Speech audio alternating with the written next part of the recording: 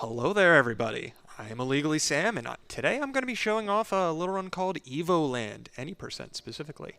For anybody who's never seen this game before, it's like a indie homage to old school Zelda, Final Fantasy, a bunch of games from that era, but it has a nice little twist to it where as you play through the game, you unlock new graphics, new mechanics, new music, and the game evolves as you continue. You'll see exactly what I mean once I get started here, so I think might as well just hop into it rather than, keep yapping about what this game is. So I think I will go ahead and give a countdown. So time will start in 3, 2, 1. Let's get going. So like I said, this game is inspired by old school Zelda, so we're starting off with classic 8-bit black and white, didn't even have sounds to start with, which we had to unlock a moment ago. But as we're continuing, we're opening these chests, we're getting all these upgrades to our graphics and our everything, and now we have a sword. Now we have enemies. That's basically how this game's gonna be going. We even got music now. Things might have seemed a little quiet, but now we got color. You get a lot of quick upgrades here at the beginning, but the gameplay itself will evolve a bit more as things continue. But I do want to have to be careful in this opening area here, because I am avoiding basically every unnecessary upgrade. Every upgrade I'm getting is either required because it's in the way, or it's required because the game doesn't like it if you don't grab it. And in addition to that, I don't have a health bar. So for this entire first area, if I take a single hit, I will die. And because I'm not picking up the save points, that's one of the upgrades I'm skipping. If I were to die, I have to restart the entire run. So let's not do that, and let's just keep moving. So as I clear out those two dudes here, we can move on out of that first Zelda section, and now you get to see why I mentioned this game's inspired by Final Fantasy, as we see some random encounters. So yeah, this game is like a hybrid of a bunch of genres where, it's got those adventure sections just like Zelda, it's got some turn-based battles, and these turn-based battles specifically, they're not just here to be annoying. I do actually have to kill 4 enemies for money for the next section here. And so before I move on, I just have to, run around a bit. Okay, that's unfortunate. Got a single slime. This is the first big RNG hurdle of the run if you were to try and get a good time in this game, because the optimal RNG is to get 2 slimes across 2 different battles for a total of 4 enemies. But as you saw, I got 2 slimes and a single slime, so I need 1 more enemy. All right, we got 5 total slimes. That's a little slow, but nothing too bad. Each of these slimes are the fastest enemy because they take 2 hits to kill, and if you get really lucky and get a max damage roll, which is 12 damage, you can take out a slime in 1 hit, which is obviously the fastest way, but there is another enemy type that is slower and takes 3 hits. Thankfully, we didn't see any of them. So we gotta clear out all the enemies in this area here real quick. These are the same enemies we saw in that one previous area. We gotta hit these guys 3 times, hope they just don't turn towards me. Alright, and we unlocked the village. So this village here, it's kind of empty right now, but there are NPCs. You just haven't unlocked them yet. But these NPCs, you're a little young. Like, you're kind of look like a kid, and they don't want to talk to any kids. They only want to talk to other adults. So that's why we had to grab that seed down that well to make us instantly age and grow taller. But this chest here, this is going to let us enter houses, as it says. We can freely invade people's privacy now. But we need to go specifically into this house here, because this is the shop. This is why I needed money. Specifically, I needed 250 gold, and there's gold in that barrel there if I didn't kill 5 enemies. And the reason we needed that gold is to buy some equipment.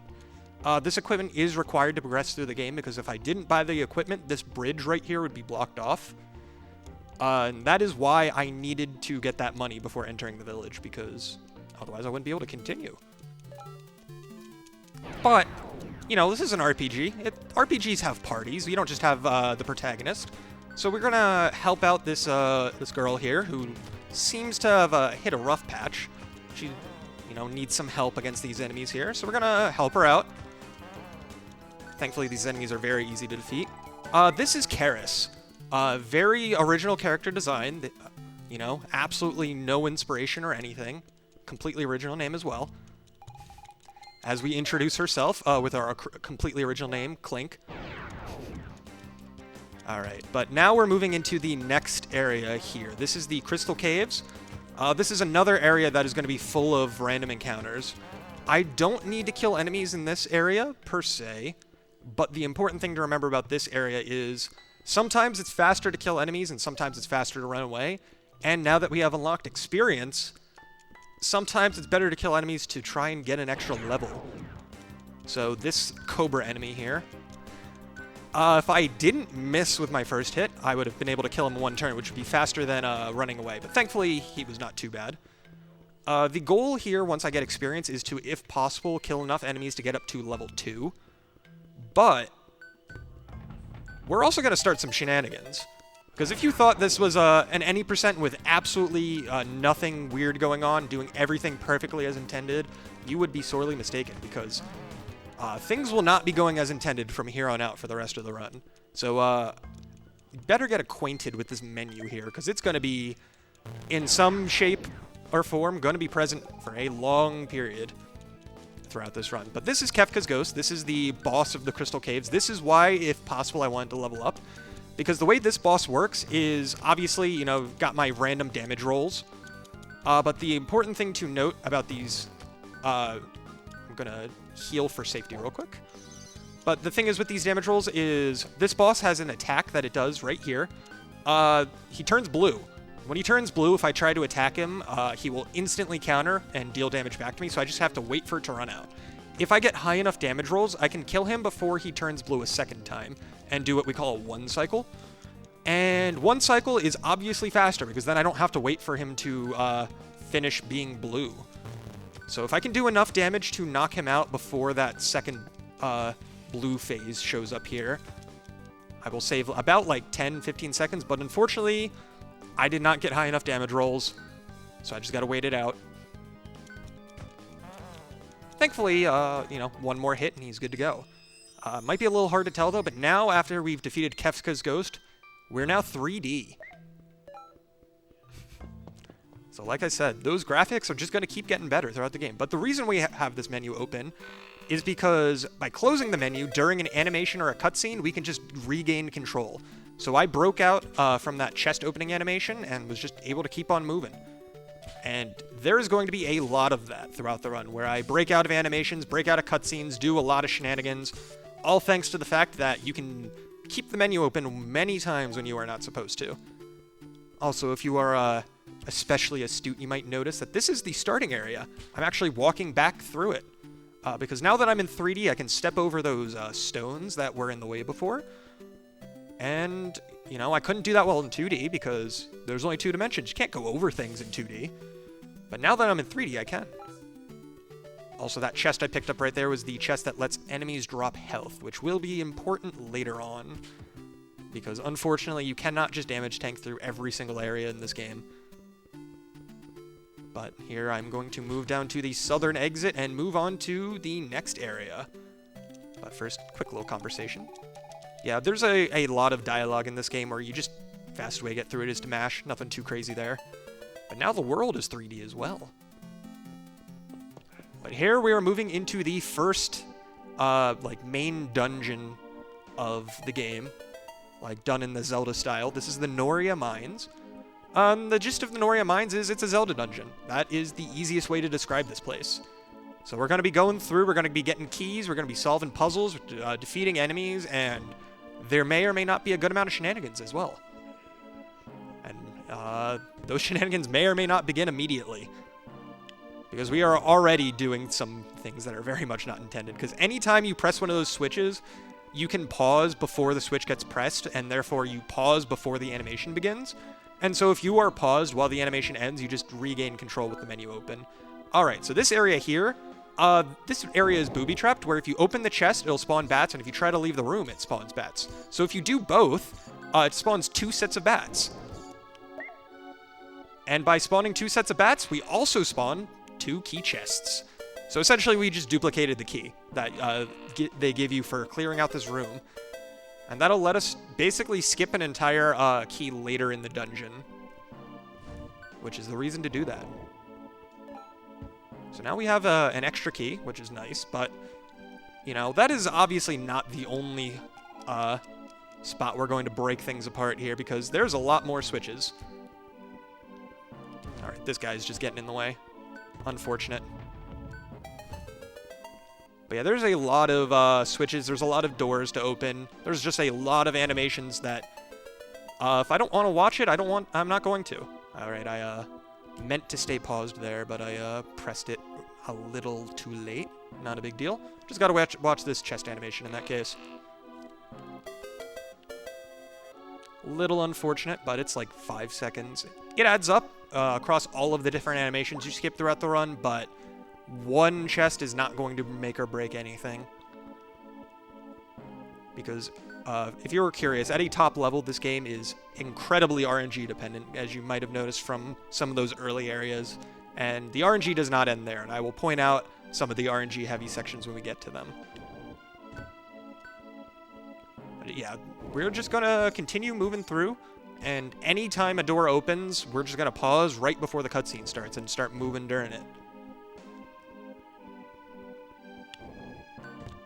Alright, but this one up here is a special one. This one's extra important because I need to make sure I keep the menu open here, because this room is gonna try and trap us inside, but we can just break free and we don't have to worry about that. Also, Karis does a little sidewalk, maybe even a little moonwalk.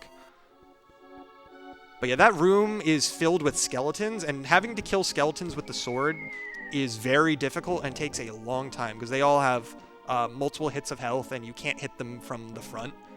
So, naturally, it's much faster to just not have to kill them and just leave the room instead. And another thing to note, if menuing and pausing the game wasn't broken enough, pausing also makes it so that you're invincible. And that includes all overworld hazards, like those tornadoes that were trying to carry me away into the little pits. But it also makes me immune to any of these fireballs from the wizards as well, if they were to get in my way. So basically, anytime I'm about to take damage and I don't want to, I'm going to be pausing the game briefly in order to block that damage.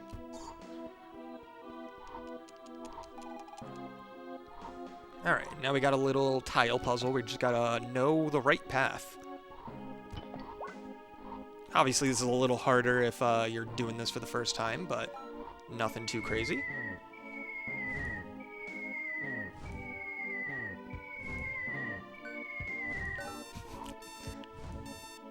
I like to play that up as, you know, my controller getting stuck sometimes, but I didn't get a chance to actually preface it properly, so I'm gonna play it straight this time. I'm not gonna pretend like I did that by accident.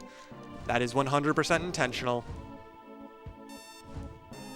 Because by basically damaging down to no health, because again, menuing is overpowered and keeps you from dying, even when you don't have any health.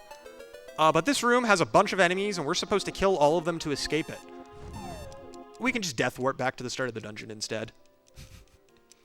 So yeah, by dying, it pops us back out to the menu there. But now we can just hop back in. Because the game auto-saved after we picked up the boss key, we can just hop back in and immediately go over to the boss. So this boss coming up here is another huge RNG point. Because this boss, we're Clink, and you can't have a game with Clink without having a boss called Dark Clink. So this here is Dark Clink. He has 3 attacks. Which one he uses is completely RNG, and only one of the 3 attacks lets you damage him. Ooh, he didn't hit the wall for some reason. So yeah, he has to charge at me, and if he does any of his other attacks, I just have to wait, essentially. Because he can also shoot fireballs, and he can also spawn bats. And I have to hit him 6 times until his health bar in the top left there is depleted. Because each time I hit him, it does half a heart to him. Alright. And if he gets caught against the wall like this, I just have to hope things work out, because sometimes things very much don't work out when he gets caught against a wall like that. And he will just charge completely parallel to the wall instead of hitting it. But thankfully, that was actually a pretty good Dark Clink fight. Like, pretty good RNG, nothing really went too wrong. Yeah, we can skip that chest animation right there. We were going to get a sword from that chest, a clawed sword. You know, very legally distinct. But here is one of the most important tricks of the run. You see that chest that I just walked past? I walked through it. It might have been a little hard to tell because the menu is up, but that chest contains random encounters for the 3D overworld. So because I just kind of walked right through that chest, I will not have random encounters for the rest of the run. So walking through that chest is a huge time save and also makes the RNG for this run not worse than it already is, thankfully. Alright, so this is Sid. This is Karis's uncle. We have to go talk to him, learn what's going on around here, figure out what to do next. And we can break out of the cutscene, you know, regain movement, but we have to wait for Karis to leave the room first, otherwise the game will soft lock. So I just kind of have to wait until I get partway through this cutscene real quick. But she will leave the party briefly. Alright, she left the room, now I'm good to go. Still some more dialogue that I have to clear out real quick from that cutscene, but okay, this coming up here is the next trick where we're supposed to get bombs next. Like, we have a sword, we need bombs, because we're Clink. Clink uses bombs. In order to do that, we have to go talk to a bunch of villagers to figure out who has the bombs. And so we have to talk to a chain of like 5 people. Each will like direct us to the next person. But that guy I talked to right there, he just has a text box that doesn't clear properly. And so you can just walk while that text box is up, and there's literally nothing you have to do that's special. He just gives it to you.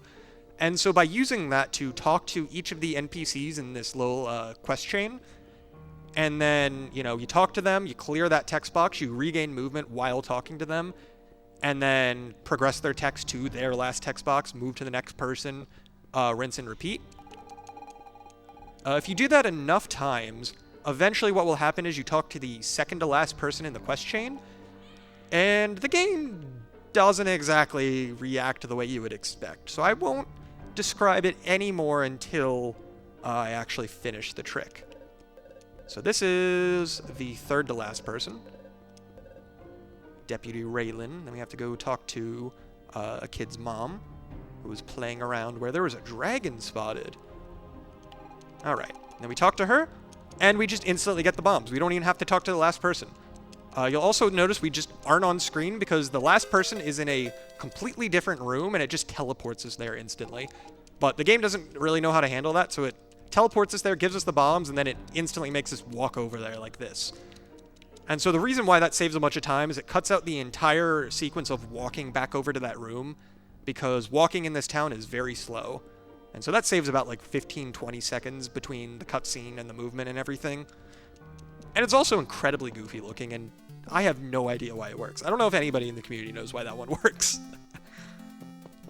But thankfully, it is very easy to mess up bomb skip, so I'm very glad I got it. Alright.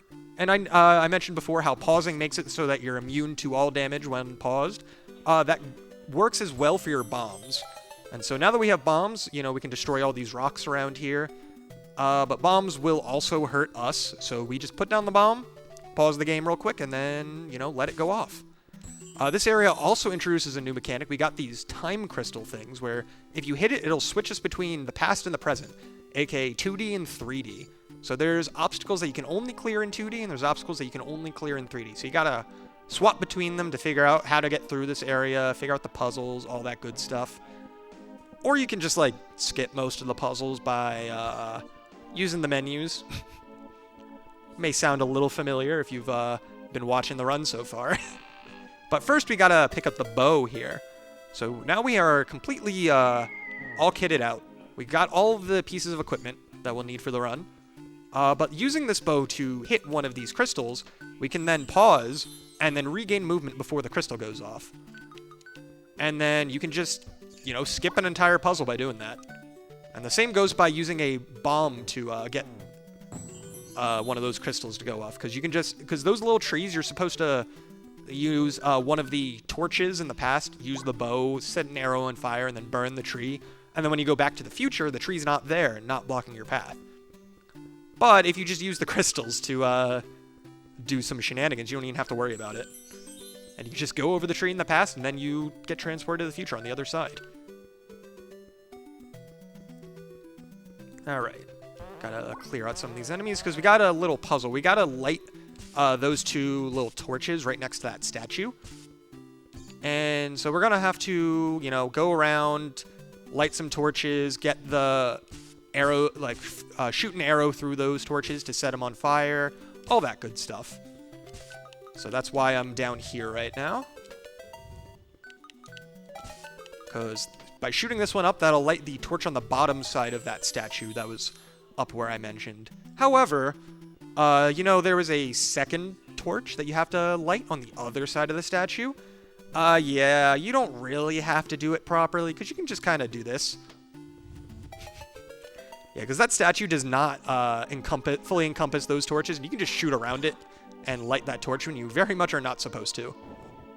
Alright, let's push these into place. Open up the pause menu. And then break out of this cutscene, because there is a chest off screen that I'm going to go open. And then the door will close, finish the cutscene, and I can move again. The bow, thankfully, dispatches these skeletons in one hit, so I don't have to worry about using my sword for them anymore. And the bomb will kill these wizards in one hit. However, if you pause the game, they won't teleport away. And so you can just pause the game after putting down a bomb, and it will just instantly kill them the moment the bomb goes off, even though they are very much not visible anymore. And thankfully, the two wizards were right next to each other, which let me kill them pretty quick. Alright, but here I am finally finished with the Sacred Grove. I got the first half of the Sacred Amulet that I need to collect in order to defeat the Great Evil. The Great Evil, who his name is Zephyros. No relation to any other character that you may have heard of before. But now that we have the first half of the amulet, we have to go track down the second half of the amulet. The second half of the amulet is in the ruins of Sarodnak. You know, it's a little interesting sounding. That's because this is the area of the game that is inspired by Diablo. Why is there a Diablo section in this game? Why not? We've got Zelda, we've got Final Fantasy. Why not have Diablo in there? It's another RPG type game. But in the process of going over there, we're going to get this hanging text box again. Talk to the nurse. What she does is she gives you a full heal. However, by keeping her text box open like this, we are able to grab that full heal whenever we want. And because we're going into this Diablo section with the 3 hearts that we've had for most of the game so far, that only gives us 12 hits. And so thankfully there is a health upgrade inside here somewhere, but we need to reach that without dying, which is why we have this this free heal, essentially. So I need to keep an eye on my health and heal at the right time. Okay. And there's the health upgrade. And now that I have a Diablo health bar, I do not have to worry about getting hit and dying instantly anymore. So the fact that you can carry that heal in here means you can just run past all of the enemies whenever you, like, pretty much immediately. You do not have to worry about them at all. And that is going to be true for the rest of these ruins here, where we're just going to be running past every single enemy here. So by the end, we're just going to have an entire entourage of wizards, zombies, spiders, all of these various enemies just chasing after us the whole time. There's even an enemy that I skipped one of the lighting upgrades here, and because I skipped that lighting upgrade, the enemy just doesn't have a model. And that's what those little weird shadows are, because they're supposed to be like leech-type enemies. They just don't spawn in properly because I skipped some stuff, so they're just shadows now. Honestly, I'd say just a faceless shadow like that's a little scarier than a leech, but I don't know. Might depend on the person. But yeah, we are just moving past all these enemies. This is the last group of enemies. I just kind of gotta shove my way through because there's no opening. But now we get to fight the boss of the ruins of Sarodnak. And he is in this chest here. And we kept that save text box open specifically so we could break out of his cutscene early. Alright, so we're gonna basically get him stuck on this tombstone here, and then just wail on him from the other side. And you might have noticed at the beginning of the ruins here, I picked Karis instead of Clink. And that's because Karis' 3-hit combo is actually slightly bugged, where the 3rd hit of her combo hits twice. And so you'll notice the 3rd hit, which is the one that's doing 250, 300 damage, is hitting twice. And so I'm essentially doing twice as much damage by picking Karis as opposed to picking Clink. But yeah, by getting the boss stuck on the the tombstone like that, I basically don't have to worry about any of his attacks, and I can just wail on him the whole time. But now that he is defeated, I can just go walk to the exit, keep ignoring all the enemies, because why would I start killing them now? And just go open this chest and find the portal. But I've got the second part of the amulet. Go back to town. Alright. And now we are finally going to go confront Zephyros. This is going to be 2 separate fights, but the first fight here, I'm going to, you know, go back to that card game guy and just get his hanging text box again, because we're going to make use of it one more time. So this next fight against Zephyros is the last turn-based fight in the entire run. You might have forgotten that there was even turn-based fights, because we haven't seen one in like 15 minutes. Thanks to skipping that one chest earlier.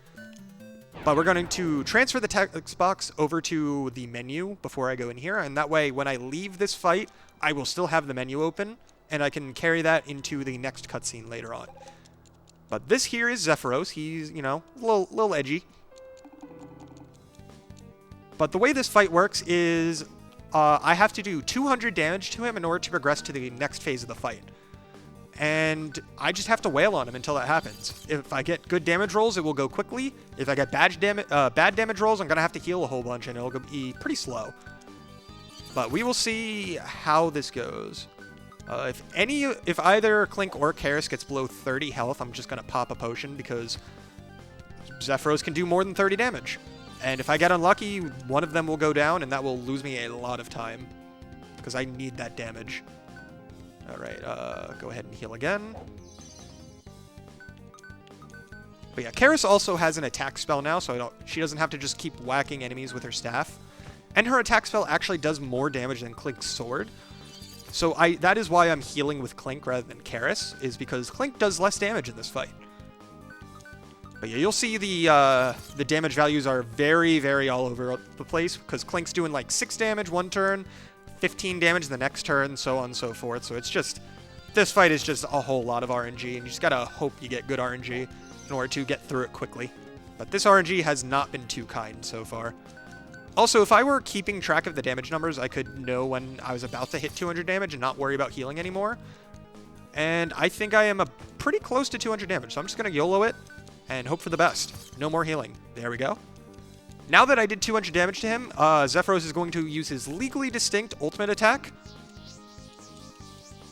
You know, he just starts shouting some random syllables, no relation to each other. But as a consequence of using his ultimate attack, we are instantly knocked out. He wins. Game over. We lose. What are we going to do now? Don't worry too much. This is scripted. And if you couldn't tell by the fact that we had a teammate named Karis who was a healer, Zephyros unfortunately kills her right now. It's a very sad moment. You know, Clink is mourning the loss of his teammate. But as a result of Karis' sacrifice here, Clink is going to awaken the power that was locked within him. And by awakening that power, I can summon Babamoot. And Babamoot will just insta-kill Zephyros and end the fight immediately.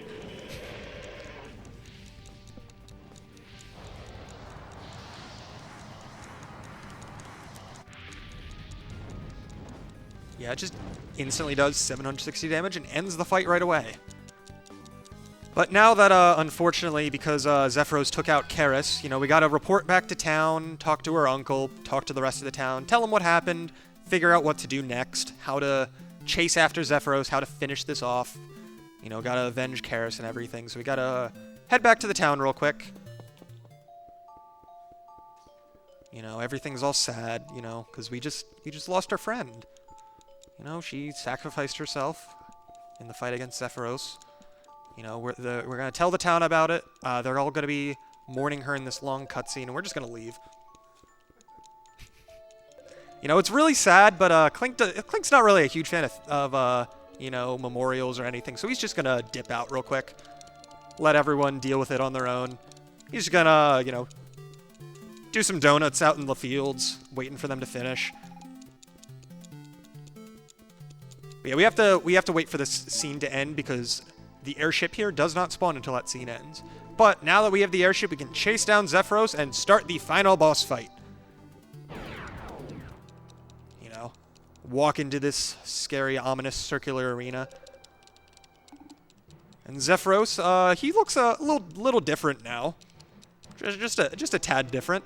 A little bigger. He drank his milk in between the last scene now. But this is the final boss. So basically, this fight has 3 phases. First phase here is I have to take out the hands here. Each hand has 10 health. And ideally, I take out each hand in 4 phases of attacks. And so the way I do that is by doing as many rounds of 3 hits as possible. And if I get at least 2 rounds of 3 hits, I can take them down in 4 cycles. Alright, first hand was good. Now I'm working on the second hand. Alright, 1 more hit and this hand's down. Alright, now we're moving on to phase 2. The arms are gone. Now he's going to just spew some fire at us. And then when he runs out, you have to go hit him in the middle there, chase down this orb, and you have to hit this orb 4 times.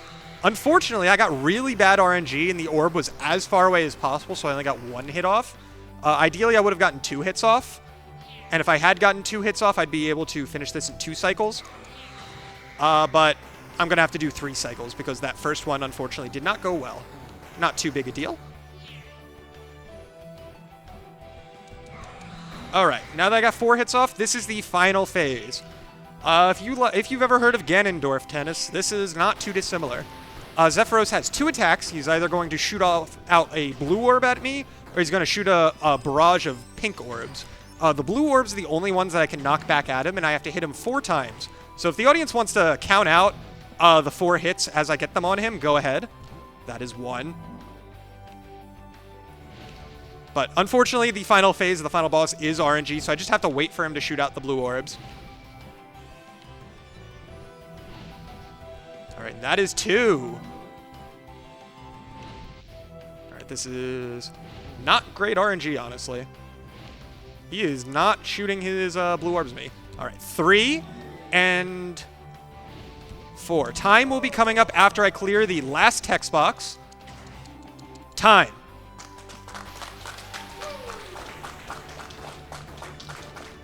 Alright, that's actually a really solid time.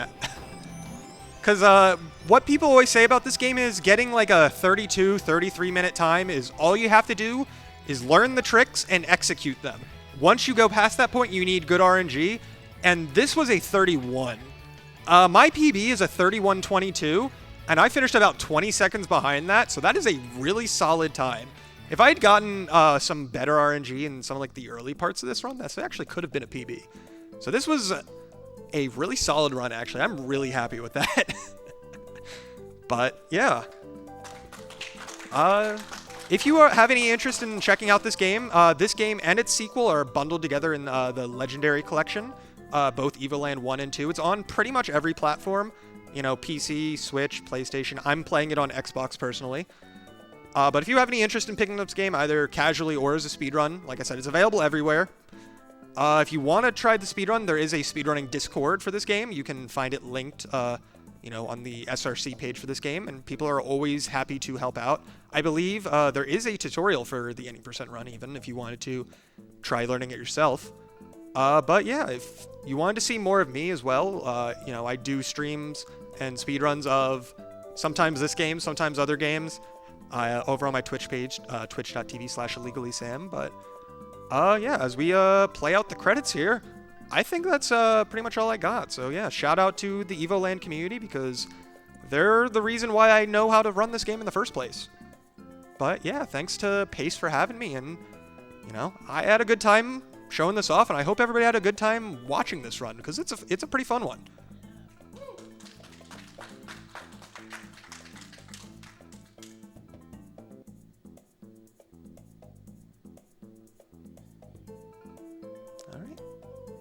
Well, that's about it for me, so I will hope everybody enjoys the rest of Pace, and up next, I believe, is Scott Pilgrim, so I hope you guys enjoy that run. That's going to be a fun one.